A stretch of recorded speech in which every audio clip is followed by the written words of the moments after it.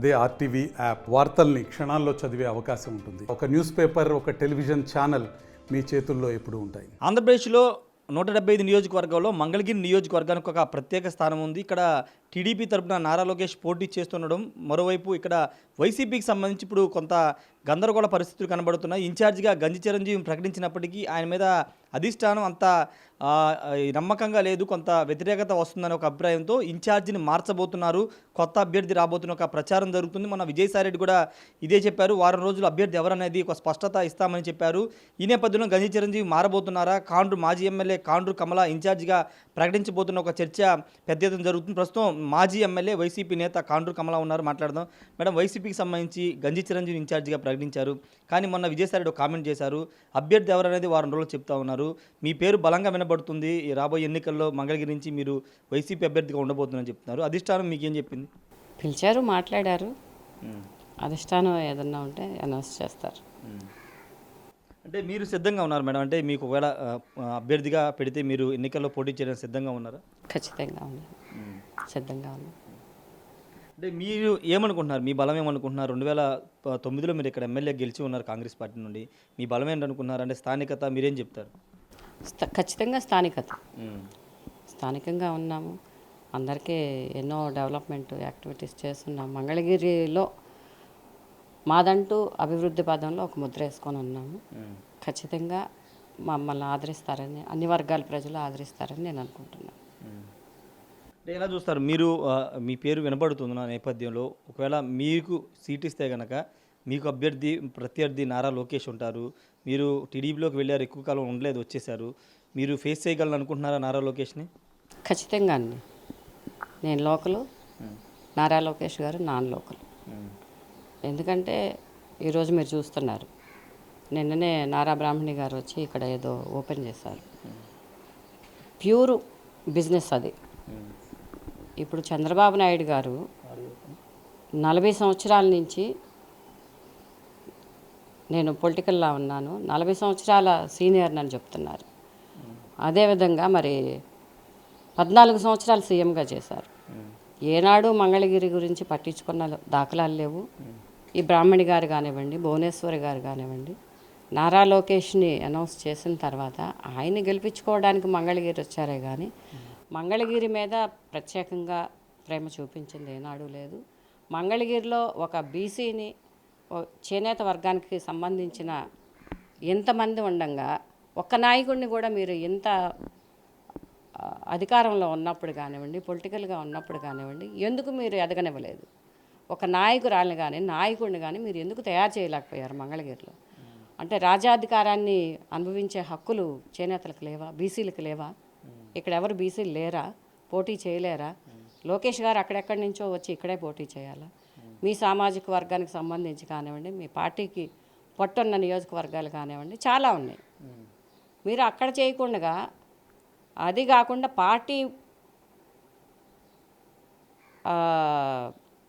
పార్టీని పెట్టినప్పటి నుంచి కూడా అధికారంలోకి రాని నియోజకవర్గాలు చాలా ఉన్నాయి, ఒక్క మంగళగిరే కాదు. ఎందుకని మంగళగిరినే ఎంచుకున్నారు మీరు? ఎందుకంటే ఇక్కడ రాజధాని వస్తే మేము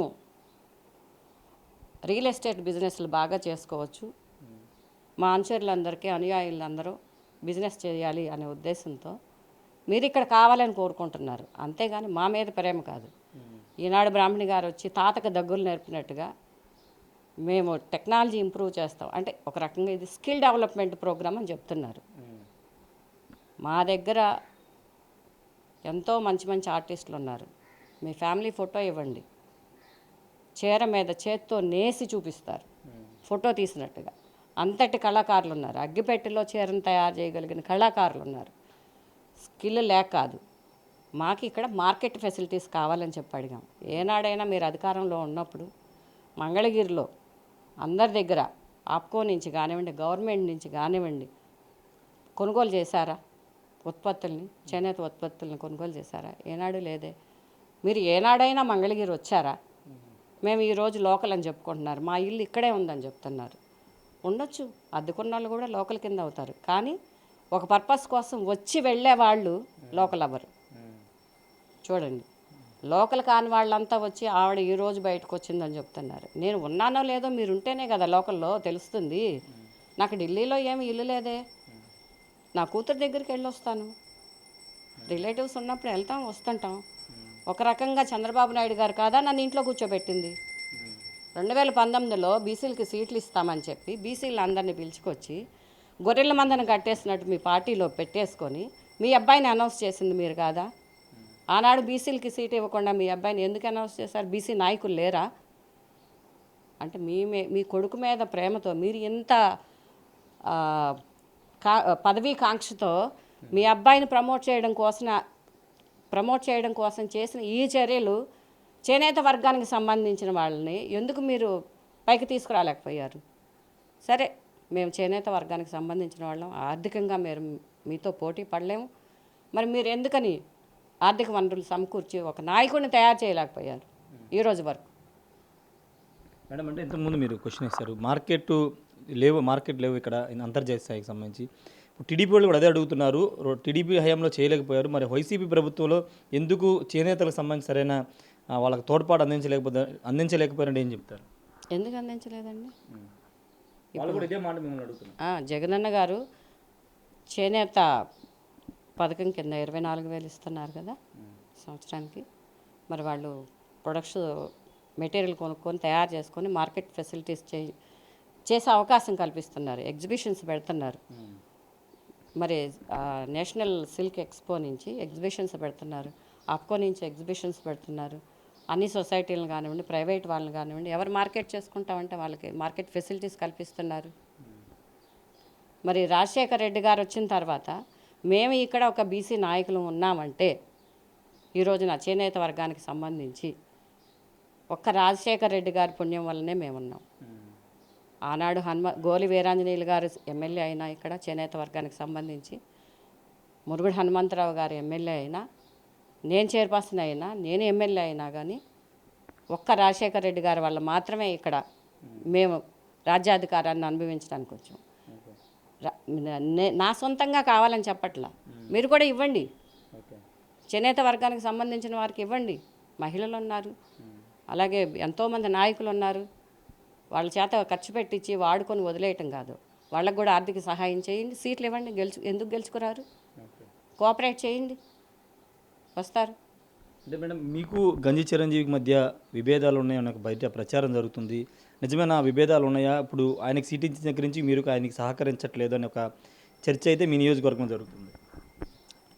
ఇన్ఛార్జి పార్టీ దగ్గర నుంచి వచ్చాను కదండి, ప్రోగ్రామ్స్కి అన్నింటికి వస్తున్నాను కదా నేను.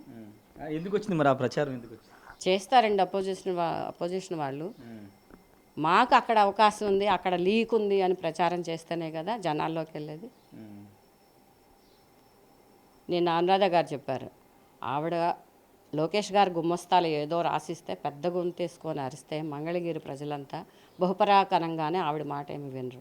ఆవిడ ఎప్పుడో చుట్టం చూపుగా వస్తున్నారు. ఆ రోజున మరి చిరంజీవి గారికి సీట్ ఇచ్చి ఒక వర్గం, సామాజిక వర్గం కొట్టినప్పుడు మీరేమయ్యారు? మీ బహుపరాక ఏమైంది? ఆ రోజున మీరు ఎందుకు అందరిని ఎలక్ట్ చేయలేదు మంగళగిరి ప్రజల్ని? ఈరోజు కూడా ఈ ప్రయత్నం ఏంటంటే నారా లోకేష్ గారిని ఇక్కడ ఎమ్మెల్యేగా గెలిపించడం కోసమే. బ్రాహ్మణి గారు వచ్చినా, భువనేశ్వరి గారు వచ్చినా పాపం వాళ్ళు ఏనాడు తమ ఇళ్ళను వదిలిపెట్టి వచ్చిన వాళ్ళు కాదు. ఈ రోజున వాళ్ళని కూడా బయటకు తీసుకొచ్చి వాళ్ళ చేత మాట్లాడిస్తున్నారు. అదే నారా లోకేష్ నియోజకవర్గానికి సంబంధించి చాలా కార్యక్రమాలు, అధికారం లేకపోయినా చాలా కార్యక్రమాలు చేస్తున్నారు. అంబులెన్స్ కానీ, ప్రభుత్వ హాస్పిటల్ కానీ, ఎవరికైనా సాయం కావాలన్నా అందరికీ అందుబాటులో ఉంటున్నారు. ఖచ్చితంగా ఈసారి మంగళగిరి ప్రజలు నారా లోకేష్కి ఒక అవకాశం ఇద్దాం అనుకుంటున్నారని ఆ పార్టీ నేతలు చెప్తున్నారు. ఆయన తన ఉనికిని కాపాడుకోవటం కోసం ఏదేదో చేస్తూ నేను చేస్తున్నానని చెప్తున్నారు. వాస్తవంగా ప్రభుత్వ పరంగా అన్ని సంక్షేమ కార్యక్రమాలు జరుగుతున్నాయి. 108 లేదా, ఆరోగ్య సురక్ష లేదా, ఎన్ని ప్రోగ్రామ్స్ లేవు? అన్నీ గవర్నమెంట్ చేస్తుంది. ఆయన పారలాల్ గవర్నమెంట్ మేము చేస్తున్నాము అంటున్నారు. గవర్నమెంట్ చెయ్యకపోతే మీరు చెయ్యాలి, మీ ఉనికి కాపాడుకోవడం కోసం మీరు చేస్తున్నారు. ఇదంతా మంగళగిరి ప్రజలందరూ గమనిస్తున్నారండి. మీరు ఎంత ప్రేమ మంగళగిరి మీద చూపిస్తున్నారో తెలుస్తుంది. ఈనాడు అసలు ఇండస్ట్రీ అంటే ఏంటో తెలియని మీరు వచ్చి మేము స్కిల్ డెవలప్ చేస్తాము, మరి ఎంతో కార్మికులు ఆరోగ్యాలు పాడు చేసుకుంటున్నారు అంటున్నారు. అసలు సిస్టమ్ విధానం తెలుసా మీకు? ఇక్కడ హ్యాంకార్ను డై చేయాలంటే తక్కువగా, అంటే తక్కువ మోతాదులో క్వాంటిటీలో చేయాలంటే ఖచ్చితంగా హ్యాండ్లూమ్కి సంబంధించి హ్యాండ్స్ తోటే వేయాలి. లేదు ఒక సిస్టమ్ ఉంది, భారీగా చేయాలంటే క్యాబినెట్ డైయింగ్ చేస్తాం, దానికి పెద్ద పెద్ద మిషనరీస్ కావాలి. అంత మిషనరీస్ చేయలేరు కాబట్టి మాది హ్యాండ్లూమ్ కాబట్టి ఆ క్వాలిటీ తీయడం కోసం చేత్తో చేస్తారు. ఇక్కడ మీరు స్కిల్ మిషన్స్ ఉపయోగపెట్టి స్కిల్ డెవలప్మెంట్ చేస్తామంటే అది ఏమవుతుంది? పవర్లూమ్ అవుతుంది, హ్యాండ్లూమ్ అవ్వదు, హ్యాండ్లూమ్ క్వాలిటీ రాదు. ఒకవేళ మీరు మిషనరీస్ పెట్టి స్కిల్ ఇంప్రూవ్ చేసి వర్కర్స్ని తీసుకొని ఇక్కడ మీరు ప్రొడక్షన్ స్టార్ట్ చేసిన తర్వాత ఆ సంస్థ వాళ్ళు ఎక్స్పోర్ట్ చేసుకుంటారు. మార్కెటింగ్ వాళ్ళేగా చేసుకునేది. చిన్న మధ్యతరగతి వాళ్ళు ఈ రోజున మనం చూసాం, చిల్లర కొట్టులు ఉన్నాయి, కిరాణా షాప్స్ ఉన్నాయి, అవన్నీ డీమార్ట్లు కానివ్వండి, బిగ్ బజార్లు కానివ్వండి, మెట్రోలు ఇవన్నీ వచ్చిన తర్వాత వీళ్ళంతా ఎంత దెబ్బతిన్నారో రేపు ఇండస్ట్రీలో కూడా జరగబోయేది అదే.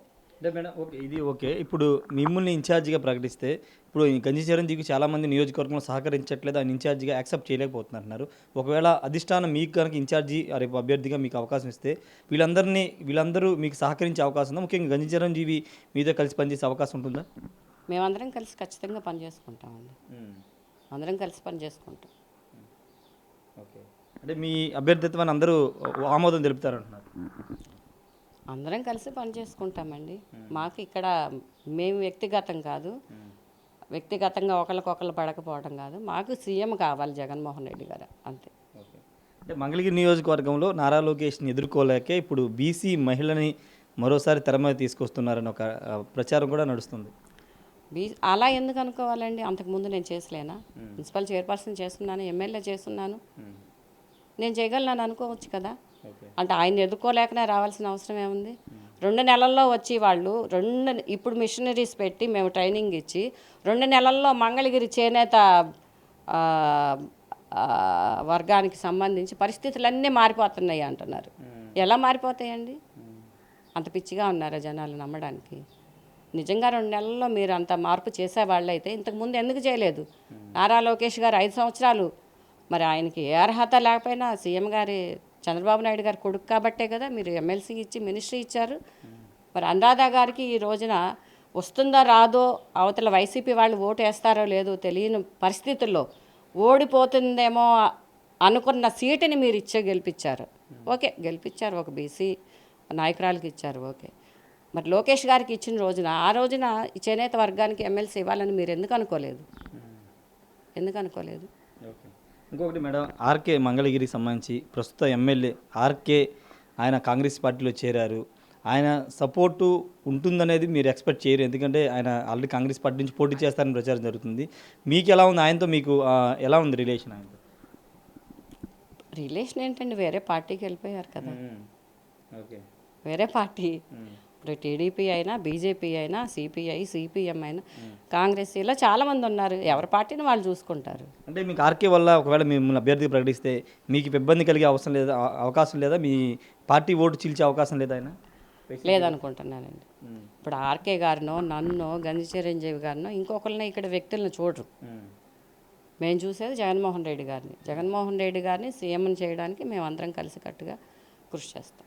అంటే ఆయన పోటీ చేస్తే ఆయన కూడా కొన్ని ఓట్లు పోల్ అవుతాయి, అవి వైసీపీ ఓట్లే పోల్ అవుతాయి అనేది ప్రధానంగా టీడీపీ కూడా అదే చెప్తుంది. వైసీపీ ఓట్లు చీల్తాయేమో, అది ఎలా చెప్తాము? మీ ఓట్లు చెల్లొచ్చు కదా. ఇప్పుడు మీరు పొత్తులు పెట్టుకుంటున్నారు, మీరు సీట్లు ఎన్ని ఇస్తారో తెలియదు జనసేనకి. ఇన్ కేసు మీరు పెట్టుకున్న పొత్తు వల్ల వాళ్ళకి సీట్లు తక్కువ ఇచ్చారో, లేకపోతే వాళ్ళకి ఇక్కడ క్యాండిడేట్ ఇష్టం లేదో, ఇప్పుడు వాళ్ళు వేసుకోవచ్చు కదా, టీడీపీ నుంచి కూడా అవ్వచ్చు కదా. మంగళగిరి ఆర్కే వల్ల ఎలాంటి ప్రభావం ఉండదంటారు? అయితే ప్రభావం ఉంటుందా ఉండదా కాదు, వెయిట్ అండ్ సీ. ఫైనల్గా ఏం చెప్తారు? ఒకవేళ అభ్యర్థిగా మిమ్మల్ని ప్రకటిస్తే నారా లోకేష్ మీద గెలవడానికి సిద్ధంగా ఉన్నారా? సిద్ధంగా ఉన్నాం, గెలుస్తాము.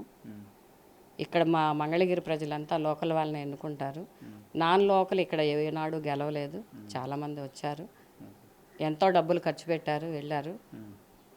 ఎన్ని డబ్బులు ఖర్చు పెట్టినా డబ్బులతో లేదా ఇక్కడ ప్రజలను కొనలేరు, మాయ మాటలు చెప్పి మభ్య పెట్టలేరు. ఎప్పుడు వస్తుంది అనుకుంటున్నారు ప్రకటన? ఈ వారంలో రావచ్చండి.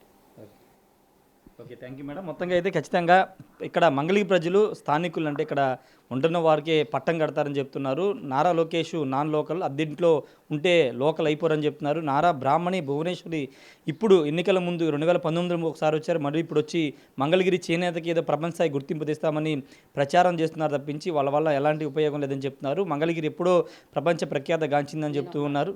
ఒక మాట చెప్తారు, చెప్పండి మేడం.